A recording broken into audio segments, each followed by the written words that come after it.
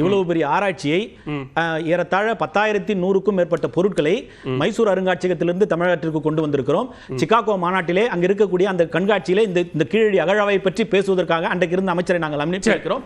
இது போன்ற தொடர்ந்து செய்திருக்கிற போது இப்படித்தான் நீங்கள் அரசியல் செய்ய வேண்டும் என்று மற்றவர் எங்களை நிர்பந்திக்க முடியாது. ஒன்று. இரண்டாவது, நீங்கள் இப்படித்தான் பேசியிருக்க வேண்டும், இவர்களோடு இப்படி இருக்கிறீர்கள், அதனால் இப்படி பேச மாட்டீர்கள் என்று தோழர் கனகராஜ் சொல்லக்கூடாது. ஏனென்று சொன்னால் மக்கள் நல கூட்டணியில் இருந்தபோது அவர்களுடைய தலைவர்கள் அதிமுகவையும் திமுகவையும் எந்த அளவுக்கு விமர்சித்தார்கள், இன்றைக்கு திமுகவோடு எப்படி பயணிக்கிறார்கள் உலகறிந்த விதயம். ரமேஷ் சேதுராமன், இங்க சரஸ்வதி நாகரிகம், சமஸ்கிருத நாகரிகம் அல்லது இன்னும் பழமையான சில நாகரிகங்களுக்கு வெறும் புராண சான்றுகளை மட்டும் வைத்துக் கொள்ளும் போது, அதை ஏற்றுக்கொள்ளும் போது இங்க கீழடிக்கான சில இதுக்கு மட்டும் இன்னும் கூடுதலாக ஆவணங்கள் வேண்டும் அப்படின்னு கேட்கிறது அரசியல் இல்லையா? அது தமிழர்களுடைய தொன்மையான நாகரிகத்தை மறைப்பதற்கான முயற்சி இல்லையா அப்படிங்கறத கேள்வி. இல்ல, தவறு. முதல் விஷயம், இப்போ நம்ம தமிழர் பண்பாடு, தமிழர் நாகரிகம், தமிழின் தொன்மை இதையெல்லாம் பூசி முழுகணும் அப்படின்னாக்க, இல்ல மறைக்கணும்னாக்க, ஏன் உலக அரங்குல போய் பிரதமர் அவர்கள் போய் தமிழை பத்தி பெருமையா பேசணும்? மிகப்பெரிய கேள்வி இல்லையா? அதுவும் உலகின் தொன்மையான மொழிங்கிறது அவரே அவர் வாயால சொல்றாருக்கிறத கேட்கணும். ஒண்ணு. ரெண்டாவது முக்கியமான விஷயம் பார்க்க வேண்டியது, இந்த விவகாரத்துல நீங்க சொல்றீங்க அதே மாதிரி ஃபண்டிங் விவகாரம், கனகராஜ் சார் கடந்த ஜெனரலா 55 லட்சம் இங்க இருந்து ஒதுக்கும், 40 லட்சம் மத்திய தொகுப்புல இருந்து கொடுத்தாங்க அப்படிங்கறதும் இருக்கு. மூணாவது முக்கியமா நீங்க பார்க்கக்கூடியது, இதே தமிழக அரசு இதே இதுல இவங்க என்ன பண்றாங்கன்னு பாத்தீங்கன்னா, ஒரு பக்கம் சொல்றாரு இல்லையா, இத இருட்டடிப்பு செய்வதற்கு இதற்காகலாம் முயற்சி பண்றாங்க. நான் என்ன கேட்கிறேன், நீங்க செகுலரிசம்ங்கிற பேர்ல எந்த ஃபண்டுமே வராத தேவாலயங்களுக்கோ இல்ல மற்ற இதுக்கோ நீங்க என்ன பண்றீங்க, கோடிக்கணக்கில் வருஷத்துக்கு நீங்க புனரமைப்பு நீங்க கொடுக்குறீங்க.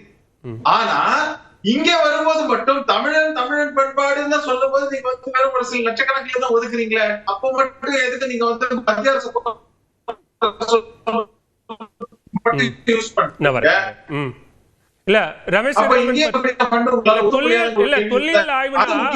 தொல்லியல் ஆய்வுனா மத்திய அரசோ மாநில அரசோ அதுல எதுவும் மதம் சார்ந்த வித்தியாசமோ பாகுபாடோ எல்லாம் இல்ல. வரலாற்று சான்று ஆவணங்கள் எங்கிருந்து கிடைக்குதோ, எதன் அடிப்படையில் கிடைக்குதோ அதுதானே வரலாறு. அதுல கோயில்னோ மசூதினோ சர்ச்சினோ வித்தியாசம் இல்ல. அப்படி கிடையாது. நீங்க திரும்பவும் பார்க்கக்கூடிய ஏசை தாண்டி நான் சொல்றேன், பொதுவா இங்க அலோகேட் பண்றது சென்ட்ரல் கவர்மெண்ட் இருந்து பண்றாங்க, whatever it is. ஆனா இங்க எப்படி செய்யப்படுகிறதுங்கிறது இருக்கு. ஸ்பெஷலா ஸ்பெஷல் பிரிவிலேஜஸ் ஆல்வேஸ் கிவன் அந்த ஆஸ்பெக்ட்ல தான் சொல்றேன். அது வாக்கு வங்கி அரசு அவங்கள பொறுத்தவரை. இதுல முக்கியமா நம்ம கவனிக்க வேண்டிய விஷயம் என்னன்னாக்க, இந்த காலகட்டத்துக்கு இன்டர்நேஷனல் ஸ்டேஜ்ல நீங்க எடுத்துட்டு போய் கூட இந்த பேப்பரை கொடுத்தீங்கன்னா இந்த கேள்வி வரக்கூடாதுங்கிற ஆஸ்பெக்ட்ல அவங்க சொல்றாங்க, நீங்க எடுத்துக்கலாம். இத நம்ம தீர்க்கமாக இந்த பீரியட்னு சொல்றோம். அதே மாதிரி நீங்க சொல்றீங்க சும்மா அது போற போக்குல சொல்லிட்டு போறாங்க, இது புராண இதிகாசங்கள். நான் ஒரே ஒரு கேட்கிறேன், ராமாயணமோ மகாபாரதமோ அவங்க சொல்லக்கூடிய ஒரு குறிப்பிட்ட காலகட்டத்தை நமது வானியல் சாஸ்திரப்படி, வானியல் சாஸ்திரம் சும்மா இல்ல, செலஸ்டியல் இல்லங்க, அதாவது இன்னும் நீங்க 20 வருஷத்துக்கு 50 வருஷத்துக்கு மட்டும் இல்ல, 2000 வருஷத்துக்கு கூட நீங்க ஸ்டார்ஸோட மேப்பிங்க வச்சு தெளிவா எந்த பீரியட் சொல்ல முடியும். அது ரொம்ப அந்த மாதிரியான மேப்பிங் கடந்த காலங்கள செய்து ஒரு இன்னொரு தருணத்துல பேசலாம். அது சம்பந்தமா சரி பேசுவோம். சுருக்கமா சொல்லிடுங்க ரெண்டு பேருடைய கருத்து. எல்லாவற்றிலுமே மதத்தை புகுத்துவதுதான், எல்லா இடத்துலயும் மத கோணத்துல பாக்குறது தான் இந்த பாஜக RSS காரர்களுடைய ஒரே வேலை. சார் ஏஎஸ்ஐ பத்தி யாருடைய ஃபண்ட்? என்ன சென்ட்ரல் கவர்மெண்ட் வானத்துல இருந்து கொட்டுதா? ஃபைன் சார், பேசலாம். தேவதூதர்கள் கொண்டு கொட்றாங்க. எல்லாம் இங்க இருக்கு. என்ன அடுத்து வாட் நெக்ஸ்ட் அப்படிங்கறத கேள்வி பேசுவோம். ரமேஷ் சேதுராமன் பேசுவோம். பிரியன், ரொம்ப சிம்பிள் சார். அதாவது ரமேஷ் சேதுராமன் சொல்றாரு, உலக அரங்கத்துல தமிழோட பெருமையை பிரதமர் சொல்றாருன்றாரு. கரெக்ட், உலக அரங்கில் சொல்கிறீங்க. ஆனால் ஓட்டுக்காக தமிழர்களை திருடனா மாற்றினீங்கல்ல. ஒரிசாவில் ரத்தன பண்டாரோட சாவி தமிழ்நாட்டில் இருக்குன்னு சொன்னீங்கல்ல. தமிழர்களை திருட்டுப்பட்டம் சுமத்துறது யாரு? இதே ஆமா சார், அப்படிதான் சார், அப்படிதான். நீங்க எங்களுக்கு திருடன் சொன்னீங்க. நீங்க தமிழர்களுக்கு தமிழ்நாட்டில் இருக்குன்னா என்ன அர்த்தம்? பிரியன் முடிச்சு முழு பூசணிக்காக பாருங்க. சரி, கொஞ்சம் பேசாம இருங்க.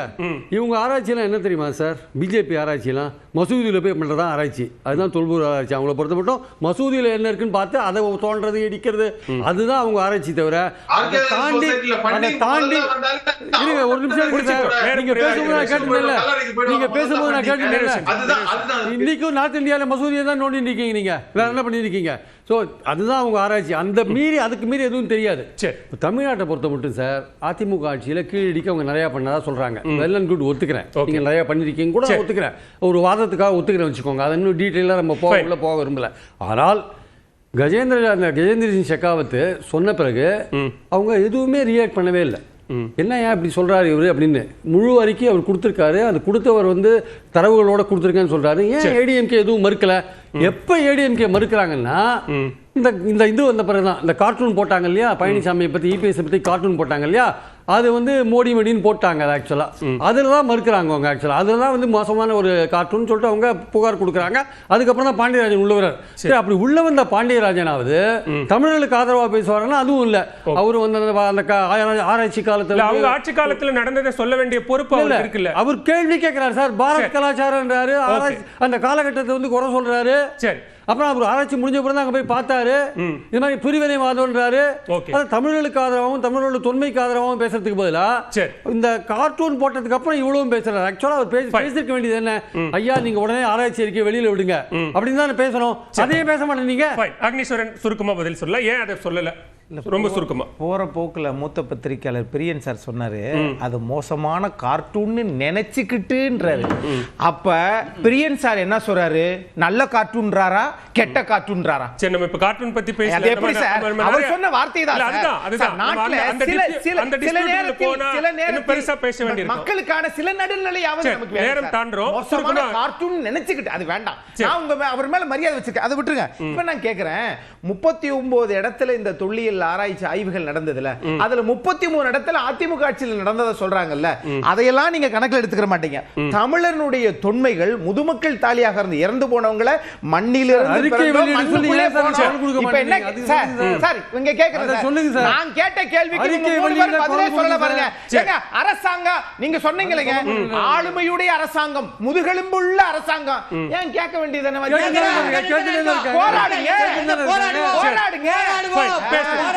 எல்லாருக்கும் அந்த உரிமை இருக்கு. எல்லாருக்கும் அந்த உரிமை இருக்கு. அரசியல் பாகுபாடு இல்ல. நேரம் கடக்கிறோம்.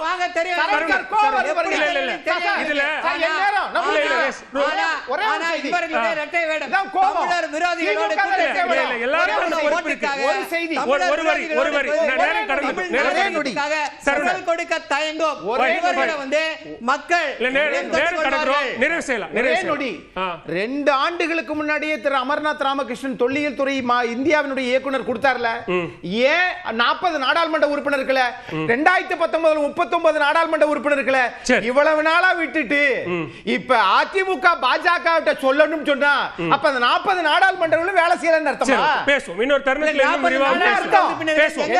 இன்னொரு தருணத்துல பேசுவோம். எல்லாருடைய எதிர்பார்ப்பும் அறிக்கை வெளியாகணும் அப்படிங்கிறதா அமர்வில் பங்கேற்று கருத்துக்களை முன்வைத்த விருந்தினர்கள் 6 பேரின் வருகைக்கும் கருத்து பகிர்வுக்கும் நன்றி. நிறைவு செய்யலாம்.